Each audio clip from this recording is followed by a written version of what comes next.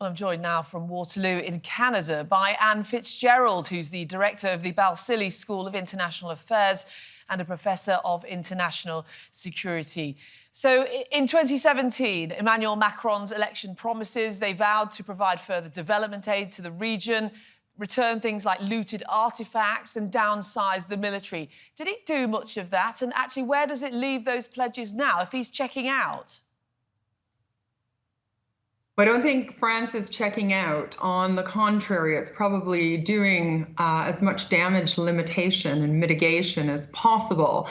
I think it's also, at the first outset, demonstrating a duty of care to its staff in the embassy. We saw the French ambassador only a few weeks ago say that the staff was living on military rations and not even getting food deliveries. So I think there's also a recognition that the landscape has not changed. And France, as a government, condemned the coup. It said it would only work with a democratically elected and constitutional government. There was a large French delegation in New York last week at the UN General Assembly. There would have been lots of bilateral and multilateral discussions taking place on the sidelines, recognizing this unchanged landscape and, planning to activate next steps.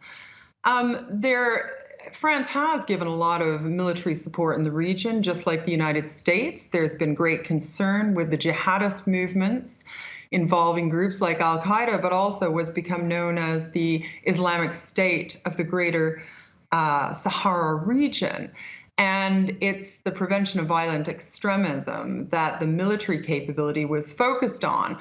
But France's economy also requires a strong relationship with Africa. There are some big leading companies that are heavily engaged in Africa. France also imports 70% of Niger's uranium production, and that accounts for 20% of the uranium consumption in France. So there's all sorts of things coming together in a very complex situation, which is being made more messy because of other powers vying for positions on the African continent. We'll come to that in a moment, but has France become something of a scapegoat for so many of the issues that are now surrounding the region? I think that France is the obvious one to point fingers to at the moment because of this coup contagion that's sweeping through West African states. And I think the footprint that France maintained in Niger, just like the United States, was because that, relatively speaking, Niger was a functioning democracy. It was geostrategically very important to try to break up this coup beltway and to have some influence in preventing the violent extremism from seeping down anymore. But we've seen sort of horizontal and vertical coup axes develop on the continent. There are four other things I would say that are important here in terms of wider trends, whilst France is so easy to point fingers to. The first one is that the security sector in most African countries is a very, very prolific actor. There's been variable progress at security sector development on the continent, and there are a number of countries, particularly in that region, where the governance structures in the security sector are still very weak. The old networks are very much still in place, and the militaries are involved in the economy, they're involved in politics, there are separate chains of commands between presidential guards and presidents that are different from the military. So you've got different actors wielding a monopoly on the use of violence with very weak control at the top. And that's the risk of putting a lot of efforts into military capability without even more efforts needed to control and manage under governance structures. The second thing is that leadership needs to be developed under these governance structures. And with the proxy battle space taking shape more and more on the continent, we have to remember what's right for African countries in these battles, and not just what is right for foreign policy interests. The last thing I'll say is that We need to follow the numbers and the data. And in that regard, demographics are very important. And 60% of the Nigerian population is under 25. They have access to good social media and news streams. They also have access to a lot of disinformation and misinformation thrown onto them as well. But they know what democratic reforms are supposed to be all about. They know what civilian control of the security sector is supposed to be all about. So there is wide discontent with these educated groups and with external ill-intentioned actors throwing anti-colonial narratives onto that existing discontent. It's a constellation that's ready to erupt. So yes, I would say France has become a scapegoat for some wider issues that need to be addressed more strategically by the continent. And who do you think might want to step into that void to fill it in terms of, say, influence? Are we talking China, Russia, the Wagner Group?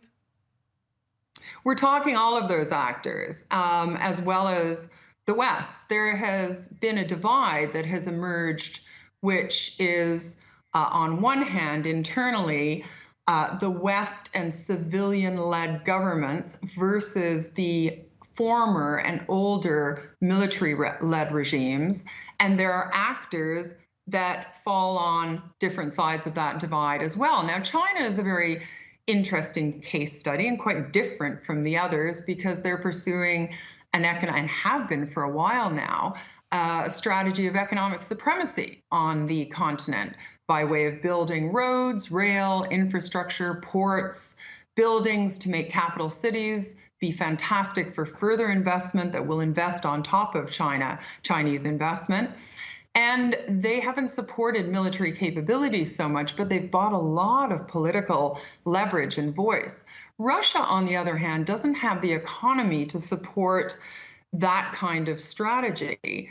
But what it's appealing to a lot of these countries based on is military support by way of assets like the Wagner mercenaries, because that's one thing that they can deploy from Russia. But that will run its course. And I think between now and when it runs its course, things will be very messy. But I think one thing that the West can focus on is appropriate developmental aid that is shaped by what African countries feel is best for them at the moment, what civilian-led, well-governed structures, well-analyzed policies is right for them at the moment. And locating secondary industry in a lot of these countries and not just using Africa as an extractive, explorative base to pull from and generate capital flight from, will, to some extent, address some of the key issues. We also need to stay engaged educationally. If you don't have an educated society, you can't manage your natural and national resources. So we need to help Africa develop the right educational levels to manage their own resources. And there are many resources. The continent is rich with resources, but we have to support the wherewithal for healthy partnerships in the future and try to prevent what is becoming quite a significant divide from developing. Okay, Anne Fitzgerald joining us live from Waterloo in Canada. Thank you very much for your insights. Thank you.